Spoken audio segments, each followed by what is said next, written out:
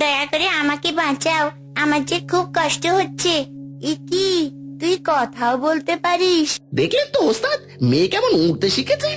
হ্যাঁ রে হাবু, তাই তো দেখছি, তবে বেশি ওড়া যে ঠিক না। আহারে, বৃদ্ধ মানুষটা কতই না কষ্ট পাচ্ছে। একি রশিদ চাচা, এত সকালে আপনি আমার বাড়িতে?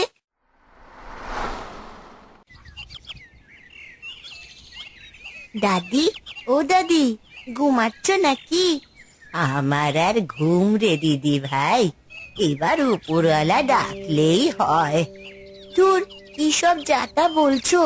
তা আজকে শরীরটা কেমন লাগছে? কবিরাজ চাচার ওষুধ খেয়ে কিছু কাজ হলো? আর কি কাজ হবে, বয়স তো অনেক হলো, এবার আমায় বিদায় দে। কিন্তু একটা কথাই ভাবি, আমি চলে গেলে কে তোর খেয়াল রাখবে? আবার সেই একই কথা, মা বাবা তো সেই ছোটবেলায় আমায় একলা করে উপরওয়ালার কাছে চলে গেছে।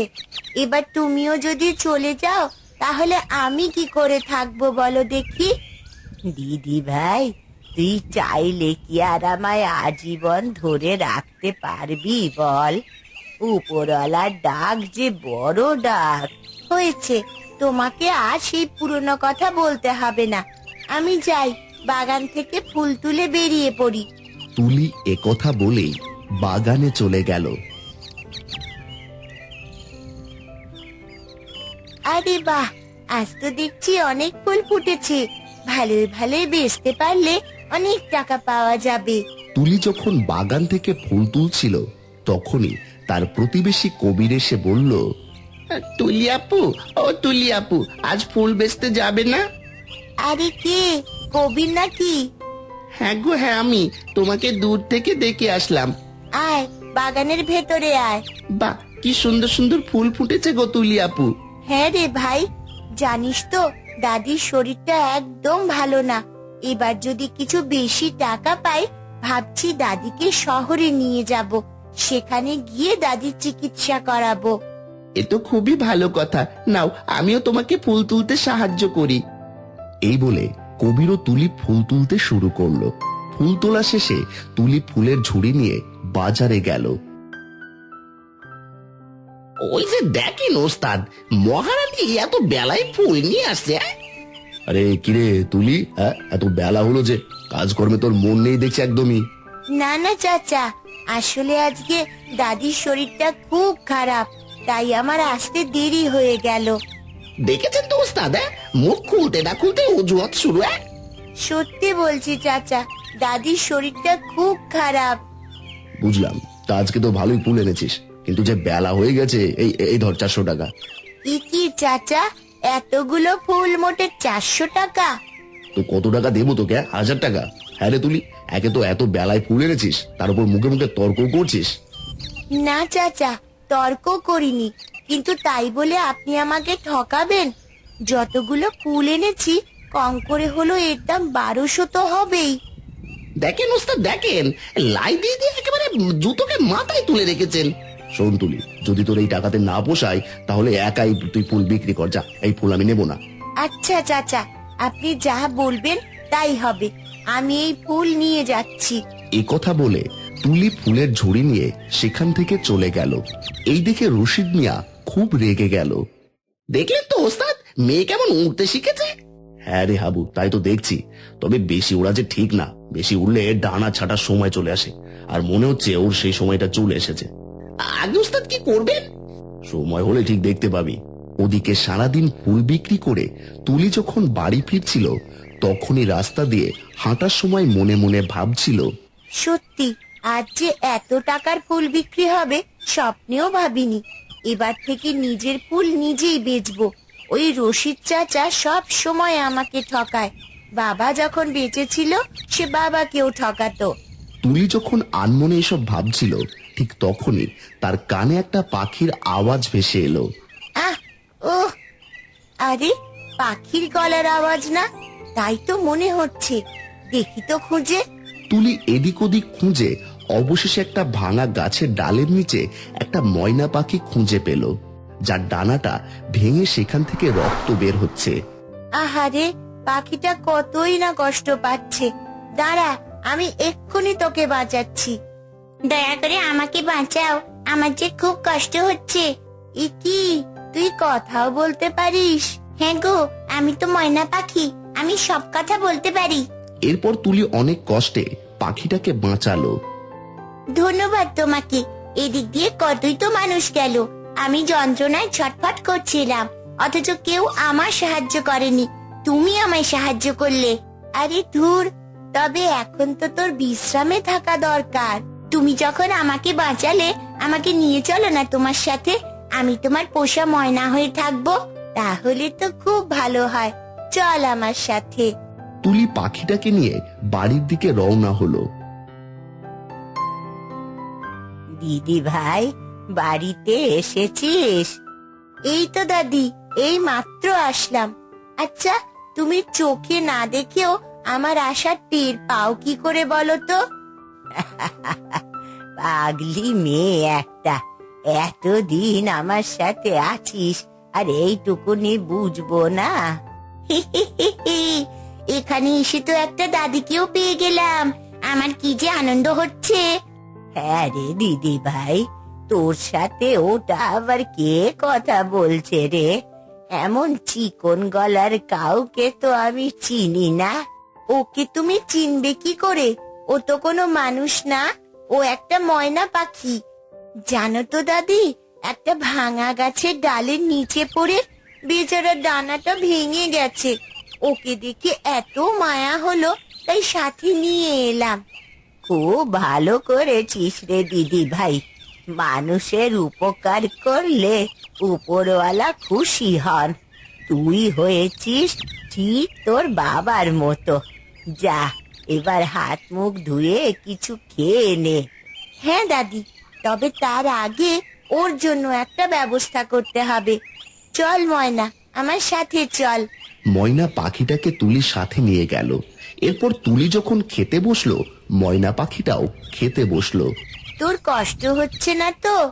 না না, কষ্ট কেন হবে? তুমি কি সুন্দর আমার কাটা জায়গায় কাপড় দিয়ে বেঁধে দিয়েছো। সত্যি তুমি খুব ভালো। না রে, ভালো আর কোথায় হতে পারলাম। আসলে গরিবেরা কখনো ভালো হতে পারে না। দেখ না, কত কিছুই তো ইচ্ছে করে, পারি আর কই। দাদির শরীরটা কত খারাপ, অথচ তাকে নিয়ে গিয়ে যে শহরে চিকিৎসা করাবো সেই ক্ষমতা আমার নেই। চিন্তা করো না, একদিন তুমি সব পারবে। তুই ঠিক আমার মায়ের মতন কথা বললি। নে, খেয়ে নে। এই ভর্তা আর ভাত ছাড়া আমাদের কপালে কিছু জোটে না। তোকেও এইসবই খেতে হবে। কি যে বলো না, গতকাল যে আমি ঠিক মতন খেতে পাই না, আজ তুমি আমাকে খেতে দিচ্ছ, এই তো অনেক। তাই এটাই এখন আমার কাছে অমৃত। এই বলে ময়না খেতে শুরু করলো। তুলি ঘুমিয়ে যাওয়ার পরে ময়না উড়ে উড়ে দাদির ঘরে যেতে লাগলো। এরপর ময়না পাখি থেকে একটা পরীর রূপ ধারণ করলো। আহারে, বৃদ্ধ মানুষটা কতই না কষ্ট পাচ্ছে, অথচ ওই অতটুকুনি মেয়ে একটা পাখির কষ্ট দেখিয়ে তাকে বাড়ি নিয়ে এলো। আমাকে তো দুদিন এখানেই থাকতে হবে। দেখি না ওদের কিছু সাহায্য করতে পারি কিনা। এই বলে পরী তার জাদুদণ্ড দিয়ে দাদির সারা শরীর স্পর্শ করলো, আর সাথে সাথে চারপাশ সোনালী আলোয় ঝলমল করে উঠল। যাই, আবারও পাখি হয়ে তুলির ঘরে গিয়ে থাকি। এরপর পরী আবারও ময়নার রূপ ধারণ করে উড়ে উড়ে তুলির ঘরে চলে গেল। পরদিন সকালে দাদির ঘুম ভাঙতেই ঘটল এক অদ্ভুত ঘটনা। এ কি, আমার শরীরে এক ফোঁটাও ব্যথা নেই কেন? আর চোখ, সেও তো ভালো হয়ে গেছে। আমি সব কিছু স্পষ্ট দেখতে পাচ্ছি। দেখি তো আমি হাঁটতে পারি কিনা। এই বলে যখনই দাদি চেষ্টা করলো, সে উঠে দাঁড়াতে সক্ষম হলো। আশ্চর্য ব্যাপার, আমি তো হাঁটতেও পারছি। যাই, তুলিকে ডেকে আনি। দিদি ভাই, ও দিদি ভাই। দাদি তুলিকে ডাকতে ডাকতে তুলির ঘরে গিয়ে দেখলো সে ঘুমোচ্ছে। দাদির ডাকে ঘুম ভেঙে তুলি মুখ মুছতে মুছতে বলল, কি হয়েছে দাদি, এত সকাল সকাল ডাকছো কেন? আরে চোখ খুলে দেখ, কি কাণ্ড হয়েছে। এ কি গো দাদি, এ আমি কি দেখছি? আমি তো আমার চোখকে বিশ্বাস করতে পারছি না। হ্যাঁ রে দিদি ভাই, আমি তো বিশ্বাসই করতে পারছি না। শুধু হাঁটতে পারছি তাই না রে, আমি চোখেও স্পষ্ট দেখতে পাচ্ছি। ও মা, তাই নাকি? এ তো খুবই ভালো কথা। দেখ দেখ ময়না, আমার দাদি একদম সুস্থ হয়ে গেছে। হি হি হি, দাদি সুস্থ হয়ে গেছে, দাদি সুস্থ হয়ে গেছে। ও মা, এই বুঝি সেই পাখিটা? কি মিষ্টি পাখি! হি হি হি। দাদি আর তুলি যখন এই কথা বলছিল তখনই বাইরে থেকে রশিদ ও হাবুর গলা শোনা গেল।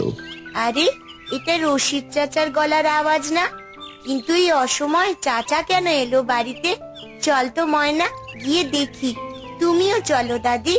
তুলি বাইরে এসে হাবু আর রশিদকে দেখে চমকে গেল আর বলল, এ কি রশিদ চাচা, এত সকালে আপনি আমার বাড়িতে?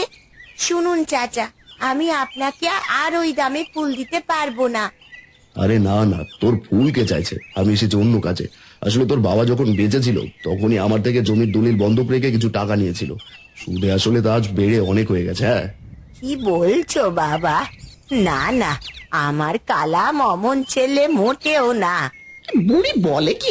তাহলে কি আমার ওস্তাদ মিথ্যে কথা বলছে নাকি? আহা হাবু, ওভাবে বলিস না। চাচির বয়স হয়েছে আর তুলি অনেক ছোট। ওদের উপর মায়া করে আমি এতদিন কিছুই বলিনি।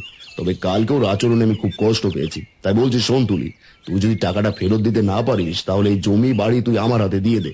সে কি কথা চাচা, বলা নেই কওয়া নেই, আপনি এসে এসব বললেই হলো? মিথ্যুক মিথ্যুক। আরে এই পাখিটা আবার করতে গেল?